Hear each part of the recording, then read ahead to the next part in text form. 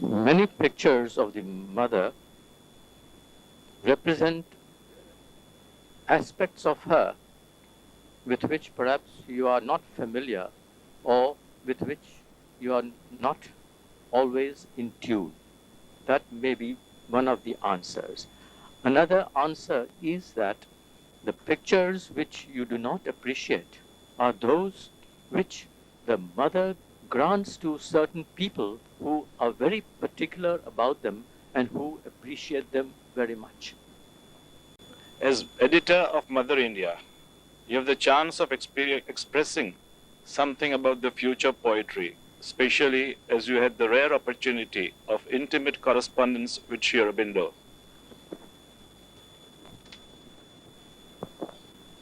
I don't know whether my being an editor qualifies me to answer this question, but perhaps I became an editor or was chosen by Sri Aurobindo and the mother to be one because something in me had opened to Sri Aurobindo's inspiration from the overhead plains, which is the chief part of what he calls the future poetry.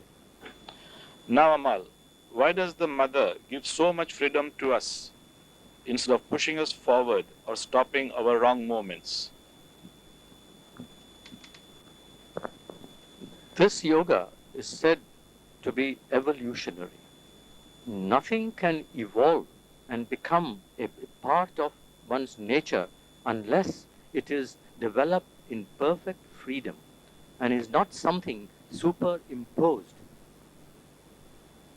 The whole universe, the mother has said, was created in freedom, and it can fulfill itself also if all those who are cooperating in its development are perfectly free.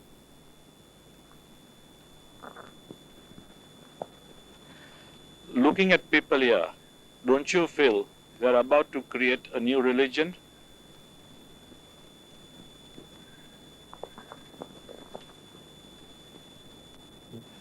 There is a certain tendency in people here to be exclusive and to say that this yoga is superior to all other yogic paths.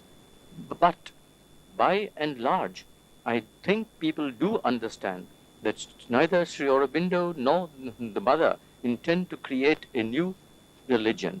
Religions all belong to what they have called the overmind, the world of the great gods.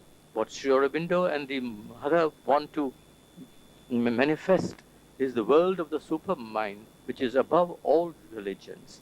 And I think they are succeeding fairly well in spite of old habits and conventions lingering in the minds of certain disciples. That was wonderful. Compared with Raman Ashram, the atmosphere here is not peaceful. On darshans, the place is rather unpleasantly crowded. What is still the secret of attraction?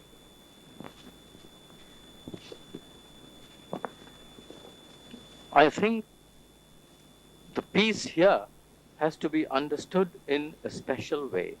It is a peace that must exist simultaneously with activity.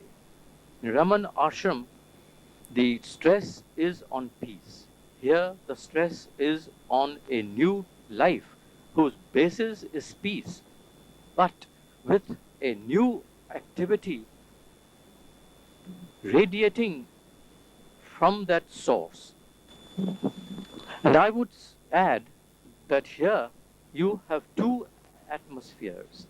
There is the vast, pervading atmosphere of the presence of the Mother and Sri Aurobindo. And there is also an atmosphere which is a bit of a hodgepodge, made up of the common movements of so many people's minds. And it is very necessary that one should stay in contact with that luminous spiritual atmosphere and not get easily caught up in the other.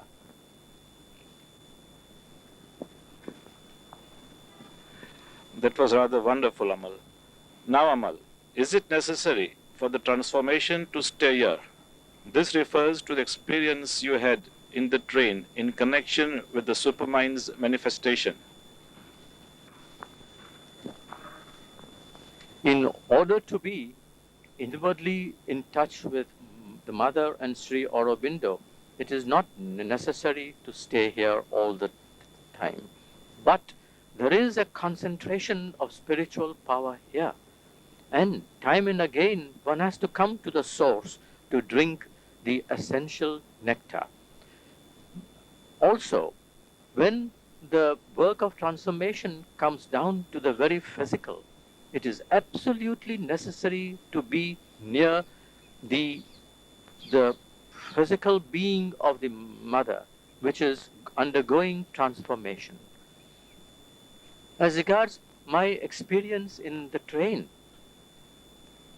I think its background is my long stay here, because without it, I would not have been in such intimate contact with the mother that she could remember a promise given to me about 18 years earlier, that when the supramental manifestation took place, she would immediately inform me in some way or other.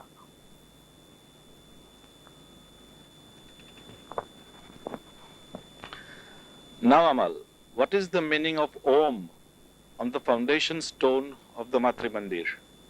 Could you tell us that? I couldn't be sure of my answer, but I would venture to say Om is the living spiritual vibration of the universal divine. Auroville is meant to be a universal phenomenon. It is open to all people of goodwill and idealism. And Om would be a call to the whole wide world. Again, Om, representing the universal vibration, is naturally connected up with the creative action of the mother who is also the world mother, no less than the transcendental supracosmic Shakti. Amal, can you tell us what is the value of a yogi for humanity? A yogi is valuable to humanity to the extent that he does not dehumanize himself by his yoga. He does not merely divinize himself by his yoga, but brings the fruits of his yoga to all mankind. The ashram is centered round the mother. What is left without her? I don't think there can be left anything without the mother. But I don't understand why we should at all think of an ashram with the mother left out.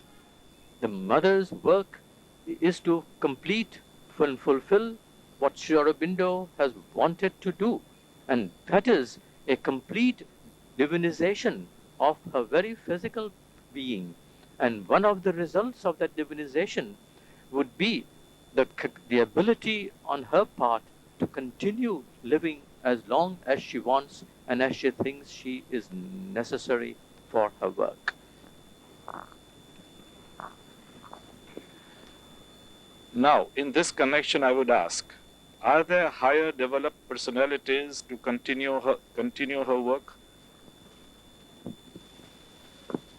There are personalities in the ashram who have a pretty high development, but at present I don't think anybody could stand by the side of the mother. But what they can do more and more is to be her instruments, her radiating centers for the world. But that then does not mean that the mother will leave the ashram and any of them would take over. Such a thing cannot be thought of, and it is not necessary to be thought of, because it is no part of the work of Sri Aurobindo. The mother will be with us. That was wonderfully explained, Amal. Now, Amal, is the flame child born? Could you explain this? It is a very poetic question, but it emerges from the spiritually realistic poetry of Savitri. I understand by the flame child the psychic being, the soul of all the world getting radiated with its fountain light, which is the supermind. And I believe that after the 5th of December 1950, when as a result of Sri Aurobindo's strategic sacrifice, the mother realized what he had called the mind of light in herself. And after 29th February 1956, when the supramental manifestation took place, after these two great events, we can say that the flame child has certainly taken birth and is fast growing.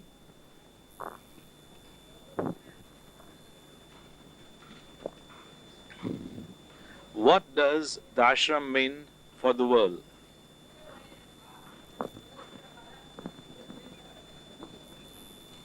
The ashram is the nucleus of a new humanity. The first place where an experiment is being carried on to bring about in the next step in evolution. Just as a mental race came about millions of years ago, similarly, a race of supermen, or rather, men who have given themselves up to the supramental light, will develop into a new race which will mark a tremendous progress for the whole world, because the power to solve all the problems which the human mind cannot solve will be there, available at all times. Now, one last question, Amal. Why is the ashram not doing social work?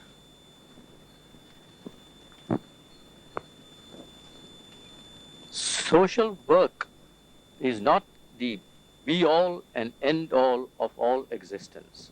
It is an important part of life, but everybody is not called upon to do social work. If a Shakespeare or a Dante or even a Goethe were to be compelled to do social work as a duty, the world would be a great loser, because all the creative work will suffer. Besides, social work by itself has never solved the fundamental problems of the earth. And there are hundreds and thousands of people who are really called by something in themselves to do social work. We in the ashram are called to solve the problem of humanity by some sort of a radical cure, which is a complete change of consciousness. Complete change of consciousness comes about, there will be no need of social work. All the social evils will be abolished.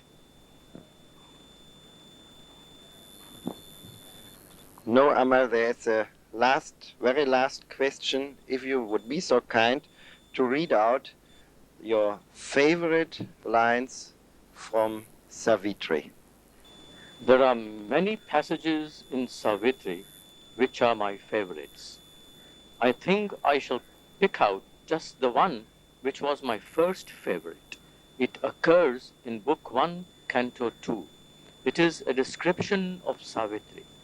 And in this long description, there is a passage which seems to me the very heart of the revelation of her true being. It goes like this: as in a mystic and dynamic dance, a priestess of immaculate ecstasies, inspired and ruled from truth's revealing vault, moves in some prophet cavern of the gods, a heart of silence in the hands of joy, inhabited with rich creative beats, a body like a parable of dawn, that seemed a niche for veiled divinity or golden temple door to things beyond.